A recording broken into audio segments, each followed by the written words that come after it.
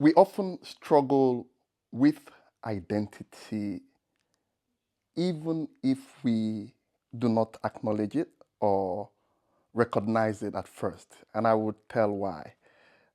I had a call with a friend who I grew up on the same street with in Lagos, and we went to the same primary school, we went to the same secondary school, and after secondary school, where everyone was trying to get a university place, we all left for different countries. I came to Europe, to Finland to study, and he also went somewhere else. But we caught up last week and we were kind of reminiscing about life in Lagos, growing up in our street.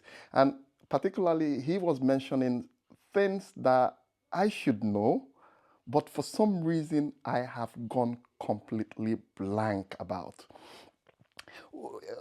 The context is this. Lagos was very challenging in the early 90s. We grew up in a street, which wasn't rough, but, you had to navigate your way around it very carefully. And we could remember at times in the evening hanging out in the junctions of the street because usually there would be no light, and we would have very fun conversations. We would argue about things, and this was in the corner of the woman who sells akara, the bean cake, for the Nigerians. They would know what this is. And these were very nice times. And he was mentioning particularly names of people that I should remember in my street that I grew up with, but I can't remember them. And he was like, you should remember these things. And for some reason, even though I pride myself for being good with faces and names, I couldn't remember. And it bothered me a bit. Why was this so? And I kind of thought that this is very much connected to the question of identity and belonging.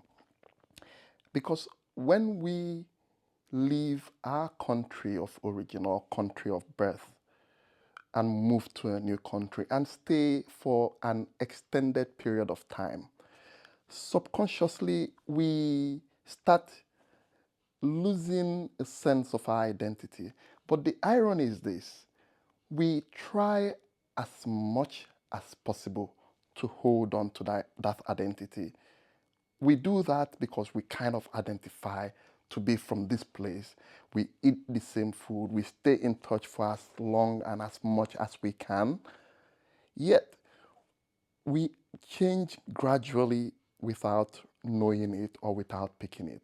And I have seen people who, after many years, have come to realize, okay, am I this person? And am one practical example because deep down, I consider myself a core Nigerian, an African.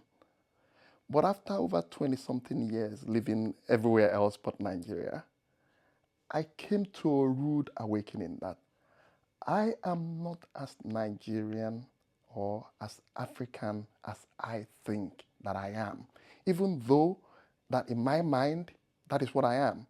And this comes also to the question of our relationship with other people, because often people we left back home still expect us to be the same way. And in the country where we live, we are also expected to kind of meet them somewhere, kind of align with the culture. And this is a very serious struggle for many people. I would give an instance. Last week, I was coming back from a meeting, and with one of my colleagues, we were kind of talking about what we are planning for the, in regards to the events we are planning. And it's all still around this question of identity. It's all around the question of, belonging. And there was this guy who apparently was from Nigeria sitting beside us. And we were conversing, but he couldn't help himself but interject in our conversation. And he started telling how he has been here for a very short period of time, 5 months about, and how he has not seen the things that he expected, the things that he expected coming here has not matched, to the reality on ground. And he was very he was frustrated to some level about this, how we kind of need to change our orientation and embrace our identity. And this is something that we find very common as a struggle amongst immigrants in a country other than their own. So, how do we balance this? I often say this, that we need to find a way to balance two identity. We cannot expect to be the same person that we left, and we cannot totally lose our identity to our new home. And this can be very exhausting for a lot of people because expectations are there, realities are there. So, knowing where we can embrace as much as our former identity, or I call the identity of birth, and the new identity would help us deal with the issue of belonging. And when we talk about the issue of belonging, we're talking about the feeling that you are part of the society, which oftentimes we see is a very big struggle for a lot of immigrants.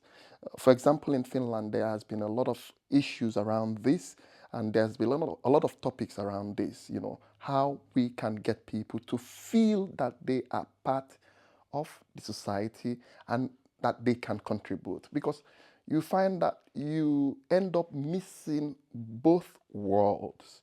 You are not part of your country that you left, where you are so attached to that identity, because things move on after you leave, things change.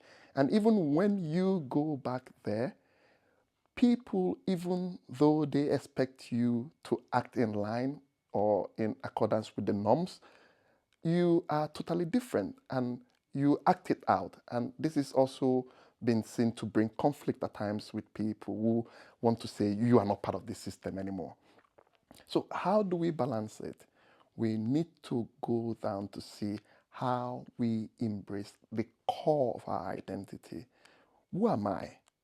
What makes me me? How can I understand this and how can I put it into work?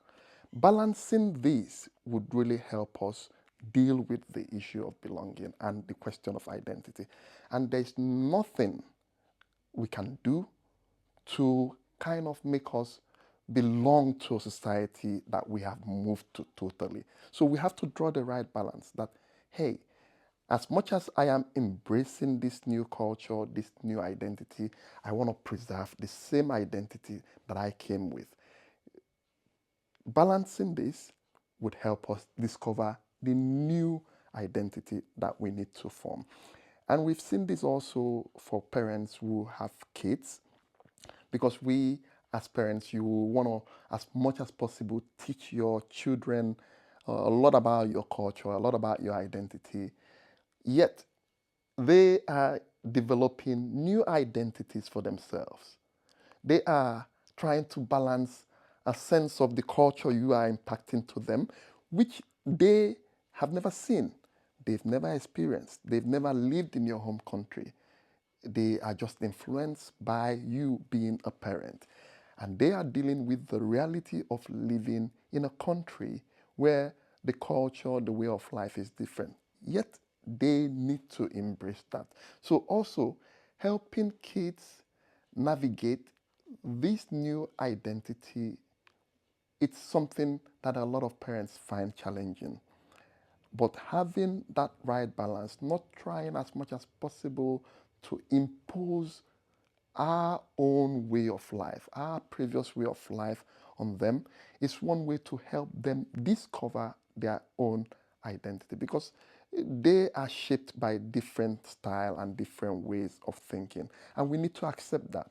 And accepting that would make the issue of belonging a lot easier. It would impact well on them and actually make the well-being, better, because we find that the impact of choosing two identity or multiple identity can really be overwhelming on our well-being. So having the right balance, trying to understand our very core and letting the new society we live in permeate into us would help us manage and navigate this situation better. I am writing an article about this and I'm speaking more about this. We have an event coming up about this particular issue where we try to help people manage and navigate the issue of multiple identities or dealing with the issue of belonging, especially after living in a country other than your home country for a very long time. If you've had an experience about this and you think there's something you want to share that would help someone, please leave a comment below and share your story about how you have managed and how you have dealt with the issue of multiple identities or dealing with a new form of belonging. If you have any point, it would be nice to help people see how you have dealt with it. Until next time, stay strong.